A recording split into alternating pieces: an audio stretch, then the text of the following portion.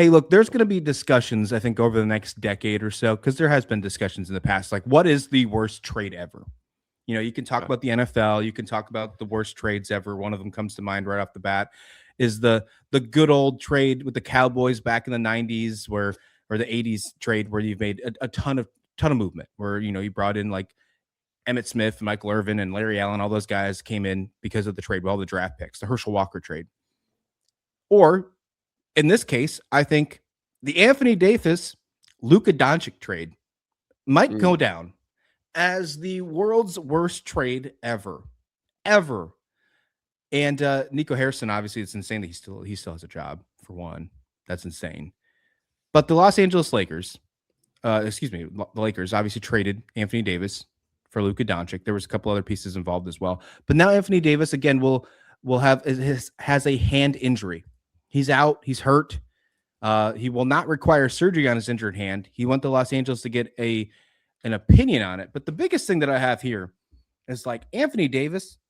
I don't know if we assumed that this was going to be like a 1-for-1 clearly good trade anyways when it actually happened. But like it's been so bad.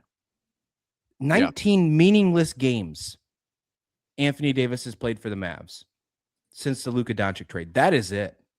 If you want to even put it more deeper into perspective, Kyrie Irving with Anthony Davis, the two guys other than Cooper Flagg obviously trying to hold this franchise together, they have played a total of 25 minutes together on the court. Oh, wow. As Dallas Mavericks.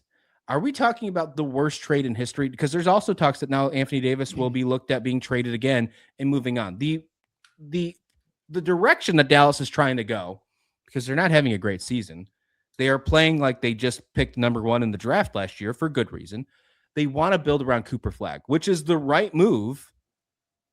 They got to move Anthony Davis to make that happen, but he keeps getting hurt. What team wants him? But apparently there are some few that are willing to be that crazy. Yeah, it sounds, to my understanding, Nico Harrison is no longer the GM of the Mavericks, and that's, I think, probably for the better. This is absolutely, bar none, the worst trade of all time, in my opinion. He was fired. What am I thinking? Yeah, he was fired in November. I don't know why I missed that. Yeah. I mean, hey, it's totally good. We got it all cleaned up. So, no, I think that that was necessary, just so we're clear. And this is, if you ask any Maverick fan, I think the worst trade of all time. I think if you ask a lot of Lakers fans, they'd probably say there's nothing wrong with that trade. What's the problem? It seems completely fine to me. But as far as how's Anthony Davis working out for this Mavericks team and what's the future look like, I think you have to understand you're not building around Anthony Davis. You're just not. And you have to understand too that when a trade is this bad, when it is so bad that the entire world thinks that it's NBA Centel posting it, like it's not like a legitimate tweet. Everyone was like, wait, this is not real, right? This is not legit. You can't assume that you're going to be able to build off of that trade. I mean, that's like when I give you, my entire bench for your starter in fantasy football. Are you going to build your entire team around that bench, or did you just get swindled? You just got swindled and you got to move on. If you're the Mavericks here, you can't really build off of this whole Anthony Davis situation. You have, the maybe one of the next best players in the NBA in Cooper Flagg, and you have to just go around that. You might have to scrap the team that you have right now and maybe not see success for 2-3 years, but like you can't hold on to this trade and just hope and hope and pray that this is going to work out. You have to move on and just completely reset and use what you have in front of you, because as much as it probably sucks to hear, this was just terrible. This did not help the Mavs at all. And holding on is only going to hurt you even more. Hey, quick timeout. If you haven't already, hit subscribe down below. We're live literally every morning during the week talking about the biggest stories in sports. So you hitting subscribe is completely free and helps us out more than you know. It's a win-win all around. All right, back to the clip.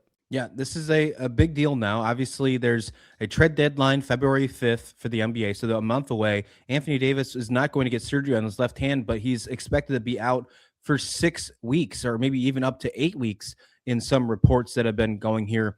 This is a guy that you would assume that would be able to come back for a playoff run, but when you're talking about teams that are looking to maybe build around him or at least have him as a key player, you have to be willing to make that trade before he's able to come back and still get yourself ready to go for a playoff run and wait for him to happen. There's going to be some teams that are looking for Anthony Davis. And of course, if that's the move they make, that's a good move for Dallas eventually. I think that they have to cut their losses eventually and build around Dallas. Dallas is currently 15-25. They're currently 2.5 games out of the play-in game as a 10 seed. You hope they don't make it. You hope that they want to put themselves in the lottery and try and get themselves the highest pick as possible to build around Cooper Flag. Apparently, especially if they get some more picks and more capital in an Anthony Davis trade. Overall, I just don't get it. I just don't get. And then this is the reason why Nico was fired. I completely missed that at the beginning of the show. Of course, he was fired. The fact that he was canned, it was such a mistake. It was such a mistake.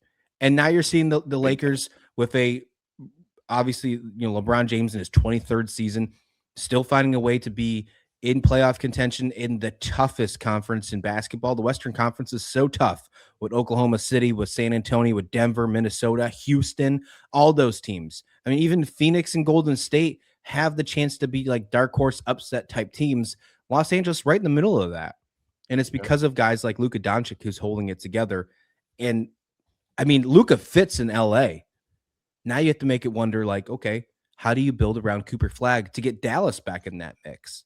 Because right now, Dallas is one of those, with the exception of maybe New Orleans and Sacramento, Dallas is probably seen as the laughing stock in the Western Conference. Well, Dallas Mavericks are seen as the laughing stock in athletics, in pro sports after that trade. All over what? A beer? Like, is that really what it came down to? Because he was overweight, right? They thought he was gonna go down. It's like, oh man, that is a terrible reason to trade away. And then Nico's like, I knew he was important. I didn't know he was that important. Like, did you have eyes or ever use your head? I don't like that. It was the most obvious thing of all time. And like, for anyone who's not even super into sports, someone who's just kind of aware of the sports sphere, I think even they would understand, like, yeah, there's guys like LeBron is with the Lakers and Luca's with the Mavs and Steph's with the Warriors. Like, yeah, he was that guy. So the why behind it was just mind-boggling.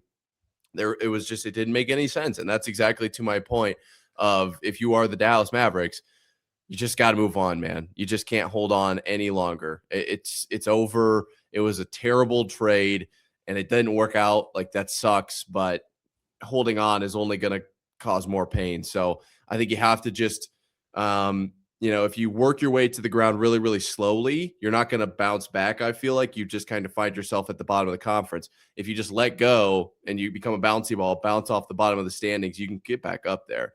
Just don't overplay your hand here. It's only going to hurt you.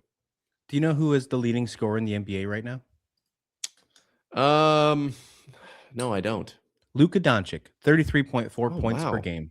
And he's on pace to have his best career season ever. In 2023-24, he averaged 33.9 points per game.